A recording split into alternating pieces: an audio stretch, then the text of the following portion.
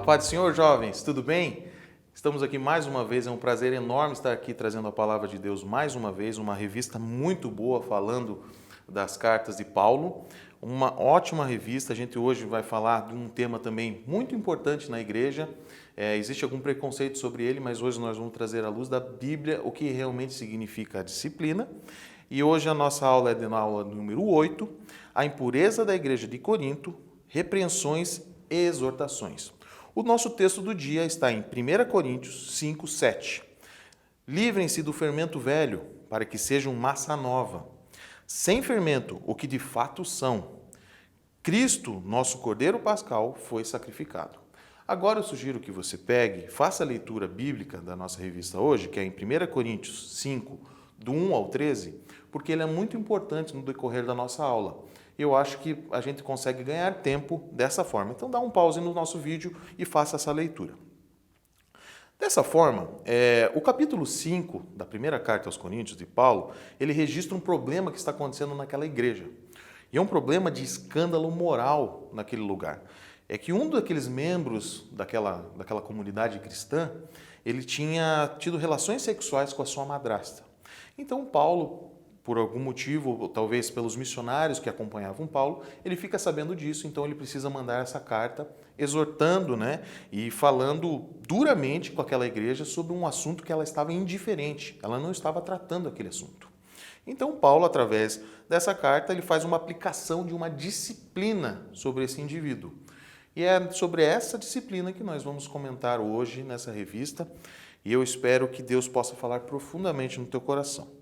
Antes de nós entrarmos sobre o tema proposto, eu acho interessante a gente trazer o contexto, por que Paulo escrevia tantas cartas. Se você for pensar, Paulo no Novo Testamento, juntamente com Barnabé, eles lideravam uma equipe de missionários.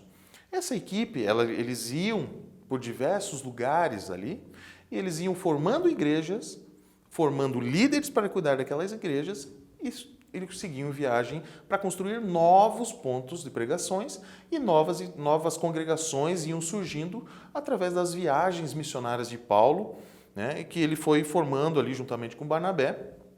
E eles vão formando esses líderes. A gente pode trazer como exemplo o Áquila e a Priscila, são líderes que ele formou e deixou naquele lugar responsáveis por aquela congregação. E eles, como Paulo precisava formar essas igrejas e continuava o seu caminho nas suas viagens, era interessante porque ele até conseguia fazer algumas viagens para fazer visitas a essas igrejas. Mas nós também temos exemplos na palavra de Deus que Paulo não conseguiu. Ele foi impedido de estar em determinados lugares. Então, como que era uma forma de Paulo, nesse meio termo entre as visitas, se comunicar com essas igrejas?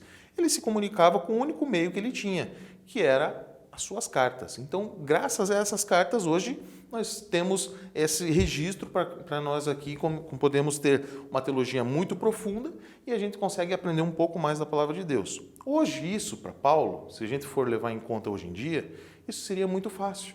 Hoje em dia, um pastor, presidente ou um pastor, ele consegue fazer um FaceTime com todos os departamentos da igreja ou, quem sabe, com todos os pastores das congregações daquela igreja. E ele consegue, ao mesmo tempo, falar com todos. Mas Paulo, ele tinha essa dificuldade. E como ele tinha essa dificuldade de estar em todos os lugares, ele utilizou das cartas para poder trazer exortações, para trazer ensinos e também bons motivos para se alegar. Paulo, ele utilizou do único meio disponível e graças a essas cartas hoje nós temos uma boa teologia da nossa comunidade cristã. Muita da nossa teologia hoje que nós conhecemos é graças a essas cartas de Paulo e os evangelhos que foram registrados. Paulo utilizou de alguma dessas cartas para exortar, como é o caso aqui em 1 Coríntios 5, 3. Paulo utilizou dessas cartas para exortação. Algumas delas ele utilizou para exortação, outras ele utilizou para motivar os seus fiéis. É o caso aqui, nessa carta que nós lemos, estamos na leitura bíblica, a gente vê ele exortando uma pessoa por causa das situações, das coisas que aconteceram naquele lugar. Agora, em Colossenses 2,5, ele fala assim, pois embora eu esteja longe, o meu coração está com vocês. E eu me alegro de que estejam vivendo como devem e de que a sua fé em Cristo seja forte. Então veja, ele também utilizou dessas cartas para fazer uma motivação às suas ovelhas. Ele não simplesmente trouxe exortações, mas ele também trouxe ensinamentos e motivações aos seus liderados, às suas ovelhas. Dessa forma, percebemos que uma coisa muito importante, que Paulo tinha um tratar individualizado para cada comunidade cristã. E assim como hoje, nós também temos que ter um tratar individualizado para cada tipo de membro. Muitas pessoas têm necessidades distintas e nós precisamos ter o bom senso e a paciência para conseguir identificar esse tratar individualizado, assim como Paulo fez. Em uma carta ele exortou, em outra ele precisou motivacionar aquela igreja. Mas Jesus, uma coisa que é interessante, que existe muitos tipos de pessoas dentro da nossa igreja. E não é só da nossa igreja, de todas as igrejas. Pessoas que levam Deus a sério e pessoas que não levam Deus a sério. E Jesus, numa historinha, ele relata muito bem isso, quando ele fala dos peixes bons e dos peixes ruins. Eu queria ler com vocês, está em Mateus, o capítulo 13, o versículo 47 e 48. Ele fala assim, ó, Jesus falando: o reino dos céus é ainda como uma rede de pesca que foi lançada ao mar e pegou de todo tipo de peixe. Quando a rede estava cheia, os pescadores a arrastaram até a praia, sentaram-se e juntaram todos os peixes bons em um cesto e jogaram fora os peixes ruins. E nisso mostra, e também Jesus, ele usa o joio e o trigo também para fazer uma referência, né? Para fazer um comparativo a isso. Ele está mostrando que existe todo tipo de pessoa dentro da nossa igreja. E ele já estava prevendo isso. E, inclusive, ele estava prevendo que houveriam escândalos, houveriam problemas dentro da nossa igreja. E ele fala aqui ó, em Mateus 18, 7, que na sua igreja, ele fala do que poderiam acontecer escândalos. Ele fala assim: ai do mundo por causa dos escândalos, porque é inevitável que venham escândalos. Ele está falando que vai ter escândalos, mas ai do homem por quem vem o escândalo. É isso que ele está querendo dizer. Do mesmo jeito que ele prevê os escândalos, ele também prevê que o homem precisa ser disciplinado pelos erros que eles cometeram. Quando o evangelho é proclamado, a pessoa, ela vem como ela está. Mas, depois que ela passa a pertencer a uma igreja, ela tem que se mudar aos padrões da santa doutrina daquela igreja. E ele vai, através do Espírito Santo, mudando e se transformando numa nova criatura para poder conviver e ter novos padrões de moral sobre aquela congregação. Todos somos falhos, entenda isso. Todos nós somos falhos. E as Escrituras falam assim, em 1 João 1,8: se afirmamos que não temos pecados, enganamos a nós mesmos e não vivemos na verdade. Portanto, não é qualquer pecado que nos fará sermos disciplinados. Porque aqui, senão a gente estaria mentindo. Senão a gente ia viver em disciplina. Vocês concordam comigo? Dessa forma, a disciplina é para tratar quem peca e não quer se arrepender ou não vê o erro que ele foi feito. E assim ele consegue entender e ser tratado e reconhecer um pecado que ele está cometendo. Mas o que é disciplina? É bom a gente ter essa noção de exatamente o que é disciplina. E eu trouxe um dicionário, aqui que eu peguei lá na minha casa, ele fala assim, ele traz três referências à disciplina. Primeiro, um conjunto de regras ou ordens que regem o comportamento de uma pessoa ou coletividade. Segundo, observância às regras, obediência. E terceiro, castigo. A disciplina também ela pode ser associada a alguém disciplinado, alguém focado em algo futuro, a um alvo futuro. Aqui, no caso, a disciplina é uma obediência ao conjunto, isso que me chamou a atenção, é um conjunto de regras e normas que estão estabelecidas por determinado grupo. Esse grupo pode ser o seu trabalho, pode ser o exército, pode ser a escola e também a nossa igreja, por exemplo. Visto que para cada parte as regras mudam conforme os padrões que são exercidos ali. No nosso caso, é a Bíblia. Nós temos a Bíblia como o nosso livro de conduta moral. Então, baseado na Bíblia, é que nós temos nossos padrões aqui dentro para que a gente possa ter uma boa comunidade segundo os padrões bíblicos. Outro conceito, eu acho interessante, eu trouxe aqui, a palavra disciplina ela aparece tanto no Novo quanto no Velho Testamento. No Velho Testamento ela aparece em Provérbios 6, 23. E ela tem o sentido apenas de disciplina, castigo e correção. Agora, em 1 Coríntios 11, 32, a palavra disciplina, ela traz algo muito maior, muito mais profundo do que apenas um castigo. Ela fala assim, treinar, ser instruído ou ensinado. Isso aqui que é a essência da disciplina. Não apenas um castigo, mas sim um ensino, instrução. Mas qual era a necessidade de exortação e de aplicar uma disciplina à igreja de Corinto?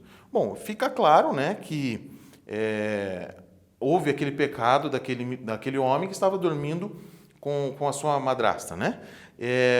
Mas lá em 1 Coríntios 5:1 ele fala assim, comenta-se por toda parte que há imoralidade sexual em seu meio, imoralidade que nem mesmo os pagãos praticam. Soube de um homem que entre vocês mantém relações sexuais com a própria madrasta. Primeiro ponto a se mencionar é que a cidade de Corinto, isso aqui é uma parte histórica que é interessante você notar, que a cidade de Corinto ela tinha um histórico de adoração ao templo de Afrodite. Então, assim, a deusa, né, a deusa do amor, da beleza e do sexo. Paulo, vendo essa influência cultural entrando dentro da sua igreja, ele tem que aplicar uma disciplina para que aquele povo entenda que aquilo está sendo num padrão errado. E isso, né, a gente consegue ver esse pecado de incesto, né, de estar dormindo com um parente próximo, a gente vê muito claro isso, né, em Levíticos 18:8 e Deuteronômios 22:30. Se você tiver um tempo, pause e faça essa leitura que ela é muito interessante. Diante dessa situação, Paulo dá uma orientação forte de disciplina eclesiástica. Então ele vai lá. Como pode se orgulhar disso? Deveriam lamentar-se e excluir da sua comunhão um homem que cometeu tamanha ofensa. Está escrito lá em 1 Coríntios 5:2. Muitos têm criticado sobre a verdadeira necessidade do ato da disciplina no meio da igreja, mas vamos analisar algumas evidências antes de julgarmos Paulo de uma forma precipitada. Vamos lá? 1 Coríntios 5:9. Quando lhes escrevi antes, disse que não deveriam se associar com pessoas que se entregassem à moralidade sexual. Primeiro ponto que eu quero trazer aqui. Existia uma terceira carta aos Coríntios. Provavelmente antes da primeira carta aos Coríntios que nós temos hoje na nossa Bíblia. Então, sabe o que isso quer dizer? Que essa carta foi perdida no tempo. Por algum motivo ela não está mais entre nós, ou ela foi perdida, mas Paulo dá o teor dessa carta, que ele fala da imoralidade sexual. Então, o primeiro ponto, ele já tinha alertado ao menos uma vez aquela congregação sobre os perigos da imoralidade sexual. Então, ele não disciplina esse rapaz ou esse casal de primeira, porque eles já tinham sido orientados previamente em uma carta que foi perdida.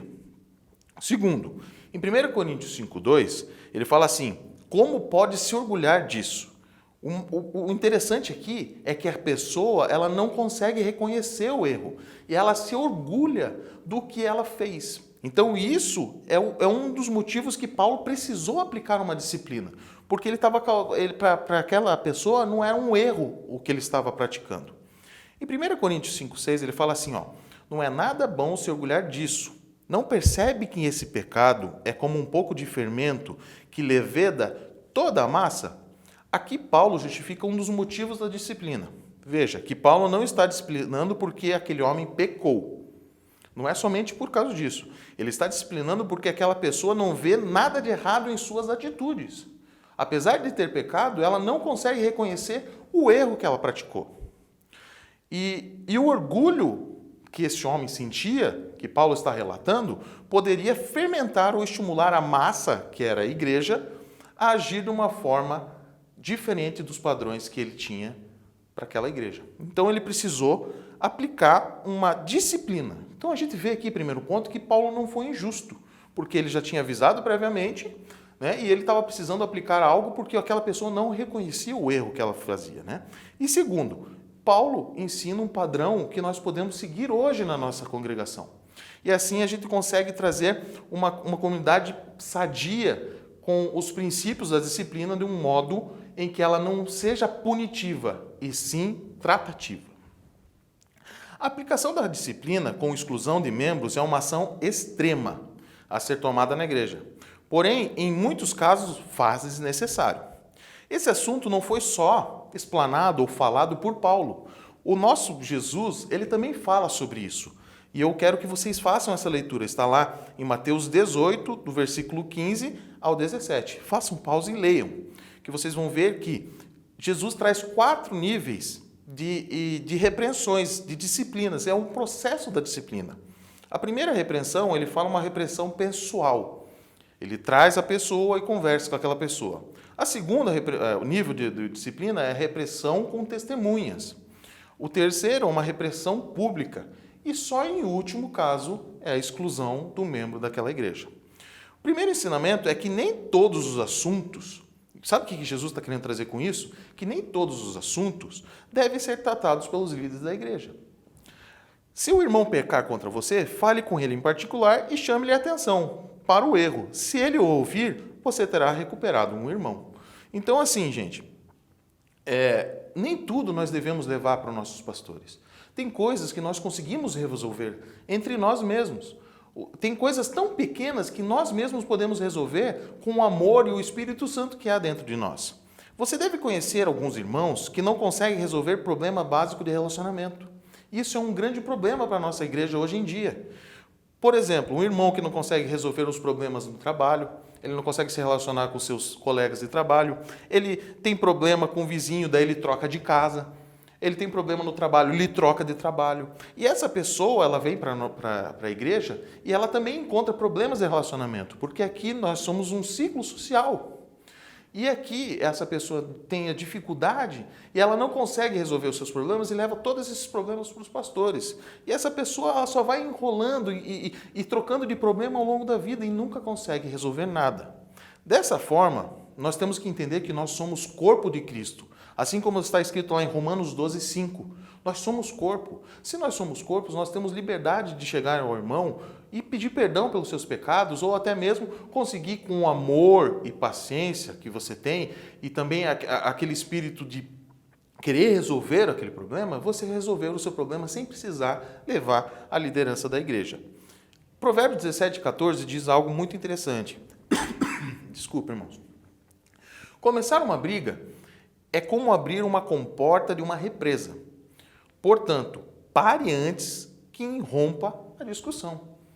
Isso, sabe, gente, tem discussões que não vale a pena nós entrarmos. Isso não vale a pena, porque nós só vamos perder. Ela vai ser como uma comporta aberta que a água entra e não tem como mais fechar. Então, vamos fechar ela antes que ela aconteça. Em Provérbios 25, 9, ele diz assim: busque resolver tua causa diretamente com o teu próximo. Vá até ele, você tem liberdade, como irmão em Cristo, para resolver esse problema. E eu tenho certeza que o Espírito Santo que habita em vocês, ele vai orientar vocês, trazendo uma paz pacificadora sobre vocês, para vocês resolverem os seus problemas. Em 2 Timóteo 2, 24, ele fala assim: o servo do Senhor não deve viver brigando, mas ser amável com todos. Vamos ter esse espírito de amável, de amor com o nosso próximo. Nós somos exemplos, nós somos corpo de Cristo. Nós não precisamos ficar brigando e sendo membros que só trazem problema para a nossa congregação. Dessa forma, como eu falei, somos espelhos de Cristo. Porém, se não der certo nesse primeiro nível, Jesus fala para nós irmos para o segundo, que ele fala o seguinte: mas se ele não ouvir, leve consigo 1 ou 2 outros e fale com ele novamente, para que tudo o que você disser seja confirmado por 2 ou 3 testemunhas. Aqui vemos uma participação de outros membros da igreja. Podemos aqui citar até 2 exemplos. Talvez um aconselhamento pastoral, né? Traga 2 pastores juntos com você para resolver isso, e até alguns membros, alguns líderes de departamento para poder resolver esse tipo de problema de uma forma harmoniosa, sem precisar levar aos níveis para cima. Então eu acho que nós temos a possibilidade de conseguir resolver isso. Converse com o seu pastor, converse com o pastor da sua igreja, ou até mesmo com o líder do seu departamento, sobre um problema antes mesmo de levar para um conselho da nossa igreja. E se ainda assim não der certo? Vamos lá. Se ainda assim ele se recusar a ouvir, apresente o caso à igreja. Então, se ele não aceitar nem mesmo a decisão da igreja, trate-o como gentil, como um cobrador de impostos. Se então o caso é levado para o... Só então, nesse momento, é levado para o conselho, e se eu não mostrar arrependimento, a pessoa é excluída pelos padrões da igreja. Não praticamos a disciplina quando a pessoa se arrepende, mas sim quando ela se recusa a arrepender-se. É aí que a disciplina entra. Quando a gente tem uma pessoa que se arrepende, ela tem as consequências daquele pecado. Mas a disciplina ela é aplicada, propriamente disso, uma exclusão, para aquelas pessoas que se recusam a arrepender-se. E nesse caso, dentro de uma progressividade com a repressão primeiro pessoal, depois com testemunhas, depois diante da igreja, e é só no final que ele vai ser, que é o caso extremo, que é excluído. Quais são os cuidados com as pessoas que elas estão passando por uma disciplina? Isso é uma coisa muito importante. Nós temos que ter um amor muito grande por essas pessoas. A disciplina deve ser um exercício de misericórdia e amor, e não um ato punitivo ou vingativo, por exemplo. O pastor, quando está disciplinando, ele não está sendo vingativo ou punitivo. E Paulo, em suas cartas aos Tessalonicenses, faz um apelo para que os irmãos tenham uma vida adequada e íntegra. Isso está lá em 2 Tessalonicenses 3,15. Ele fala assim: não o considerem como inimigo, mas advirtam-nos como um irmão. Como um irmão, nós temos que ir até o nosso irmão que está passando por um momento disso, porque é um momento delicado, e abraçar aquela pessoa, que ela possa se sentir amada por a disciplina que ela está sendo aplicada, pela consequência do pecado que ela teve. E a gente tem que tratar com muito amor essas pessoas, porque elas são nossos irmãos. Não podemos tratar as pessoas como os judeus com a mulher adúltera. Lembra que Jesus falou? Aquele de vocês que nunca pecou, atire a primeira pedra. Eu acabei de fazer aquela leitura em 1 João. Se a gente fala que a gente não tem pecado, a gente está mentindo. Todos nós já pecamos. Então não é por causa do pecado de uma pessoa que nós vamos julgar como aqueles judeus estavam querendo fazer. Em 1 João 4, o capítulo 4, do versículo 7 a 8, ele fala assim: continuemos a amar uns aos outros, pois o amor vem de Deus. E no finalzinho ele fala assim: quem não ama não conhece a Deus, porque Deus é amor. Nós podemos trazer o amor de Deus aqui na terra. Nós podemos abraçar e tratar essas pessoas com o amor que vem de Cristo. Então, como nós pertencemos a Ele, nós somos amor. E dessa forma, com essas pessoas que estão passando por esse tipo de disciplina, nós temos que tratar com amor da mesma forma. A disciplina não significa abandono das pessoas disciplinadas. Não é isso. Para ser efetiva a disciplina, ela necessita, primeiro, existir amor e um momento de reflexão. Porque se uma pessoa não refletir pelo que ela está fazendo, ela simplesmente vai ser aceita como uma punição. Veja, a disciplina da igreja deve possuir o mesmo amor que despejamos para os nossos filhos. Quando nós disciplinamos os nossos filhos, nós não podemos só simplesmente dar umas palmadas ou até mesmo um castigo, porque isso é punição. Nós temos que conversar com nossos filhos. E assim mesmo com nossos membros, conversar, para que ele tenha um momento de reflexão, mostre através da palavra de Deus o erro que ele cometeu. E assim a gente consegue tratar com amor essas pessoas. Em Hebreus 12, 5, 8, fala assim: acaso vocês se esqueceram das palavras de ânimo que Deus lhes digeriu como filhos dele? E no finalzinho, lá no 8, ele fala assim: se Deus não os disciplina como faz com todos os seus filhos, significa que vocês não são filhos da verdade, mas ilegítimos. Então a disciplina, ela é necessária, ela é algo que vem de Deus, mas nós temos que tratar as pessoas com amor, assim como eu falei, com o amor de Deus venha sobre essas pessoas. Nenhuma disciplina, esse versículo é chave, Hebreus 12, 11, nenhuma disciplina é agradável no momento em que é aplicada. Ao contrário, ela é dolorosa. Mais tarde, porém, produz uma colheita de vida justa e de paz para os que são corrigidos. Como já foi falado, disciplina não é uma punição. No caso específico para uma liderança, a liderança, entenda, ela é baseada no exemplo. Uma pessoa que está numa liderança, todos olham para ela como um exemplo. Quando a liderança peca e passa a ser disciplinado, é afastado do cargo.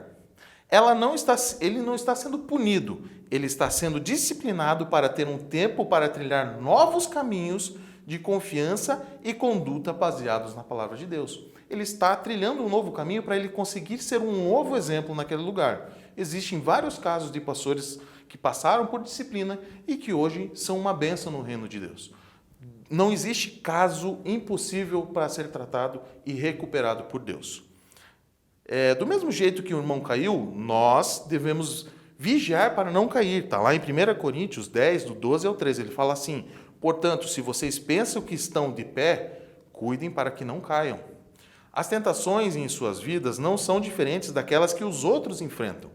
Deus é fiel e Ele não permitirá tentações maiores do que vocês podem suportar. Quando forem tentados, Ele mostrará uma saída para que vocês consigam resistir. Então, nós não temos que olhar para o pecado do outro, nós temos que cuidar de tudo isso, de tudo para que nós não possamos cair. Porque do mesmo jeito que o nosso irmão caiu, nós também podemos cair.